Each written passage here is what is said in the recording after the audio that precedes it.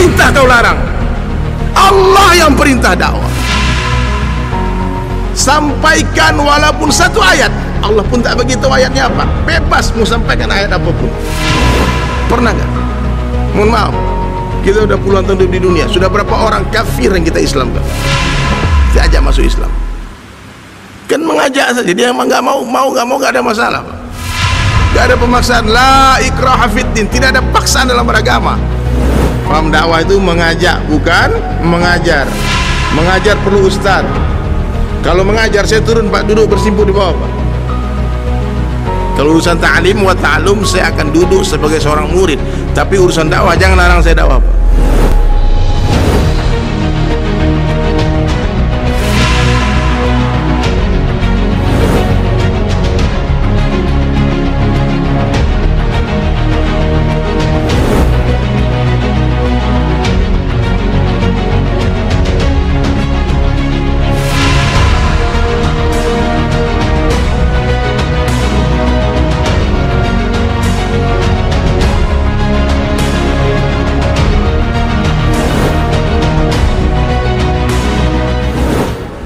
Ini dakwah kendaraan nabi-nabi menuju Allah.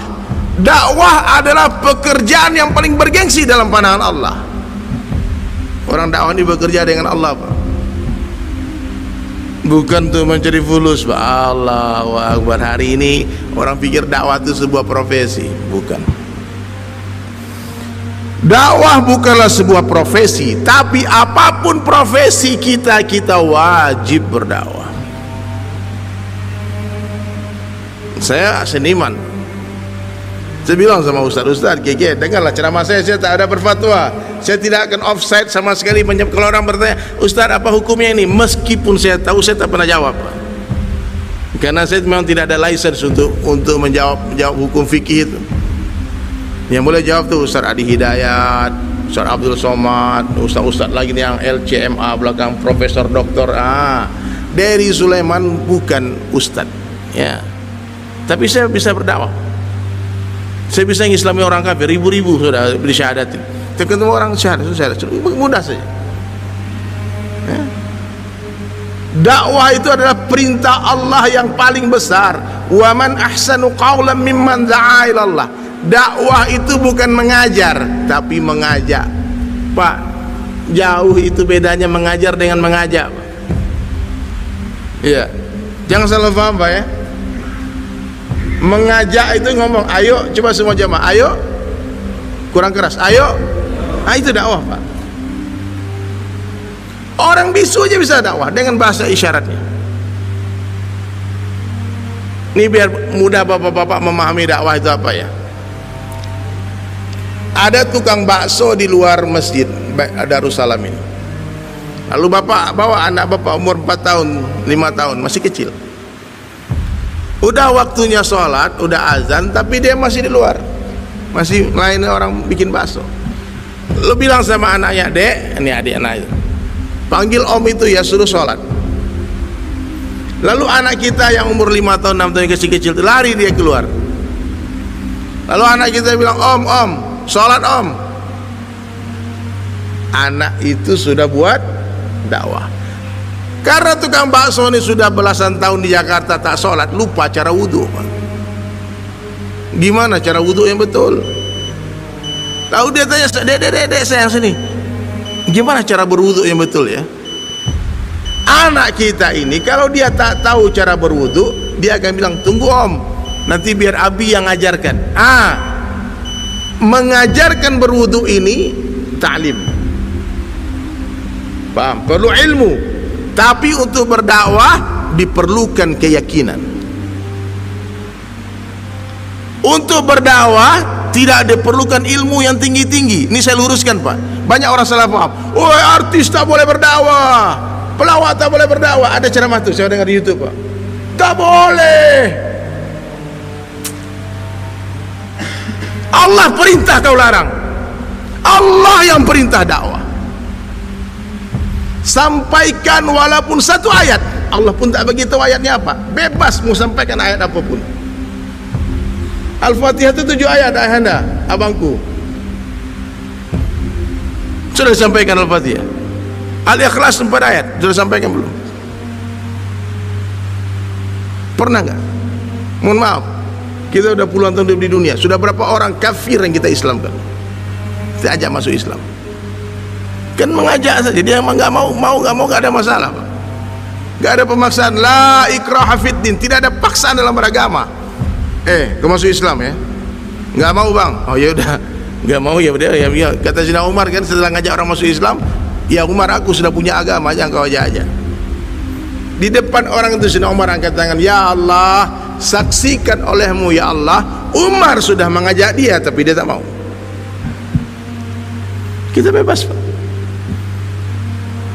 Paham, dakwah itu mengajak bukan mengajar. Mengajar perlu ustaz. Kalau mengajar saya turun Pak, duduk bersimpuh di bawah Pak. Kalau urusan ta'lim wa ta'lum saya akan duduk sebagai seorang murid. Tapi urusan dakwah jangan larang saya dakwah Pak.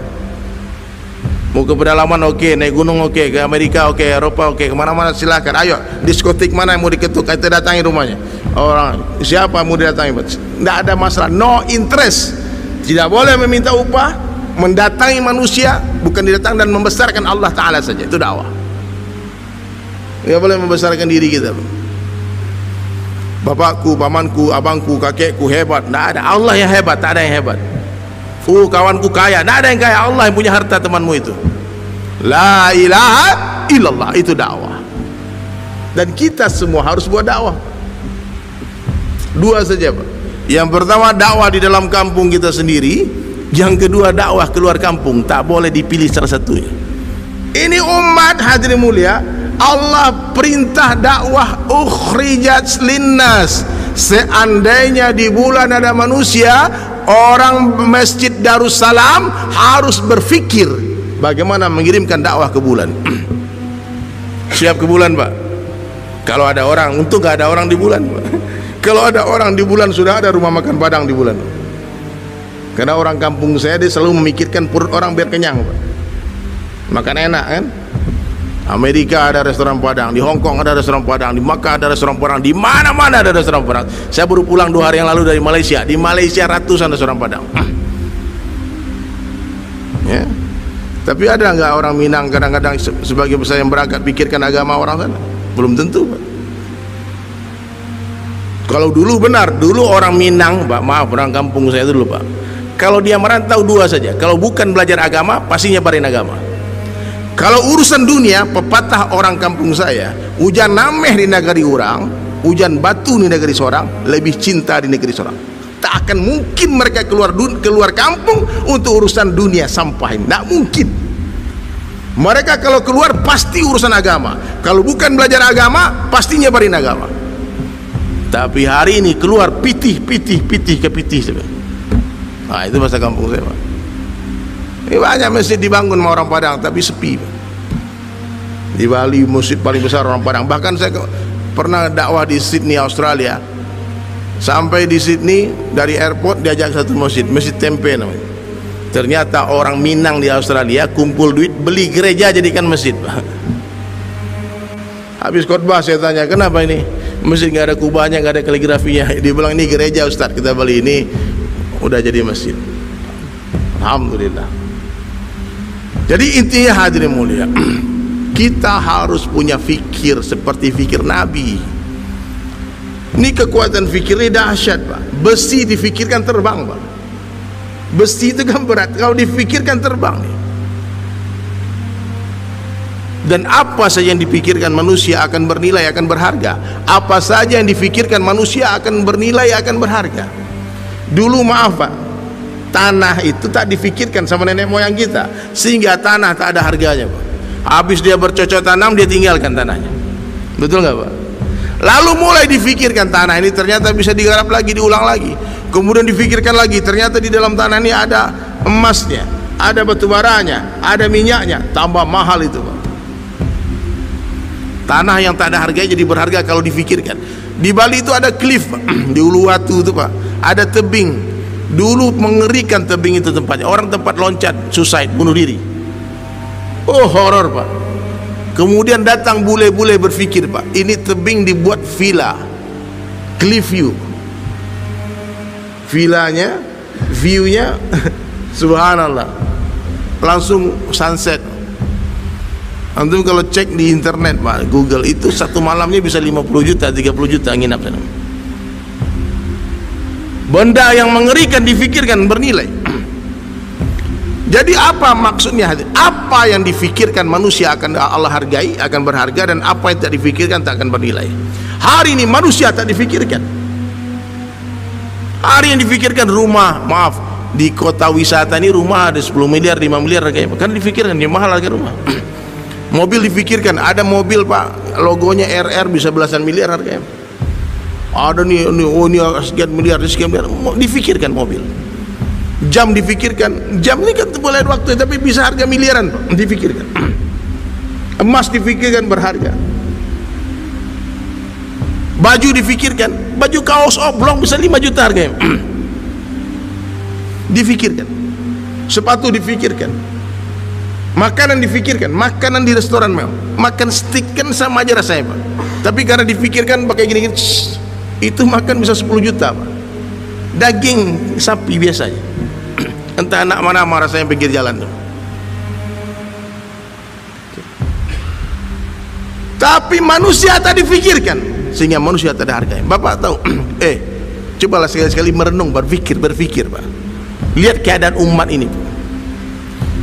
Indonesia sampai hari ini masih menjadi tercatat sebagai negara pengekspor wanita terbanyak terbesar di dunia. Indonesia ini Pak, negara yang katanya majority muslim, menjadi negara pengekspor perempuan muslimah terbesar di dunia. Saya sudah 5 kali dakwah ke Hongkong, Korea semua Pak. Hari-hari nangis kalau bisa darah yang keluar dari mata kita melihat keadaan saudara muslimah kita nyebokin orang, masakin babi bosnya yang kafir. Serius Pak, ini masalah serius bagi bangsa ini Pak. Pemerintah kita akan bertanggung jawab di hadapan Allah. Kau sanjung mereka pahlawan devisa, kau pisahkan dari suaminya, berikan fasilitas bekerja, mestinya pulangkan mereka semua. Kita malu Pak, ke Malaysia aja malu, nggak ada harga diri kita Pak. Nah Indon,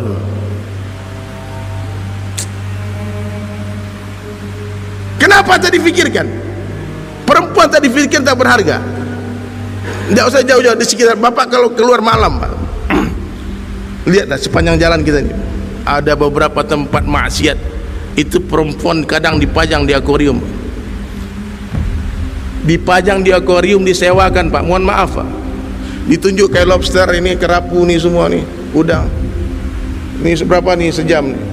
Disewakan, tidak dijual, disewakan. Nah, ini kenapa manusia tak berharga hari ini? Karena tak difikirkan. Dulu zaman Nabi SAW, mereka tak ada waktu memikirkan emas, intan, berlian. Mereka tak ada waktu memikirkan rumah-rumah mereka ketika mereka meninggal dunia. Itu rumah sirna. Tak ada puing-puing rumah sahabat. Tapi seorang sahabat miskin, Ribi bin Amir, baju pun tak punya. Diutus sama Sayyidina Sa'ad bin Abi Waqqas untuk pergi berdakwah kepada Rustum, Raja Persia, Raja Kisra, wallahualam lupa sih. Dia tak punya baju Pak. Satu orang sahabat miskin, tombaknya karatan, keledainya pun kurus, berjalan sendirian Pak, menghadapi raja dengan 200.000 orang tentara. Satu orang sahabat yang miskin menggetarkan tiang-tiang kerajaan Kisra. Satu orang sahabat miskin begitu bernilai, berharga, karena di hati mereka ada la ilaha illallah. Bapak coba lihat Pak, kadang saya kalau lihat orang main bola itu suka sedih Pak.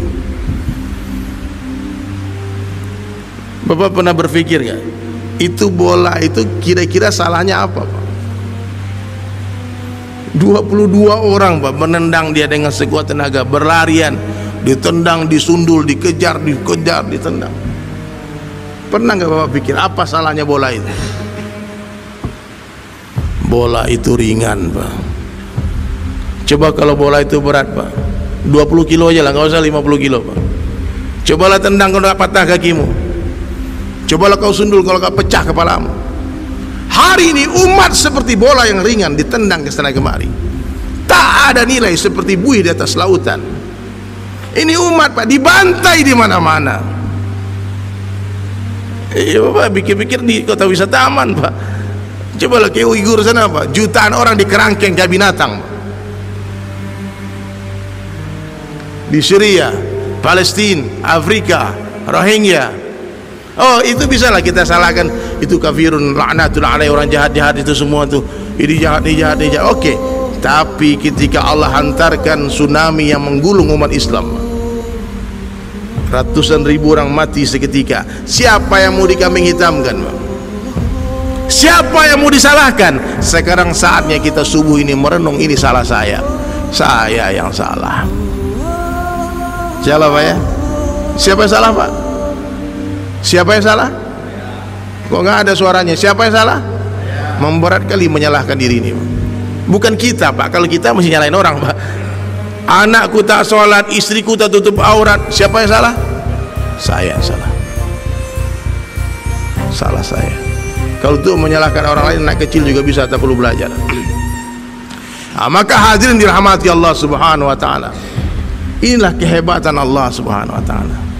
Allah letakkan kebahagiaan di dalam hati-hati manusia. Allah berkuasa membahagiakan orang miskin tanpa memberi dia harta. Allah pun berkuasa menyusahkan orang kaya tanpa mengambil hartanya.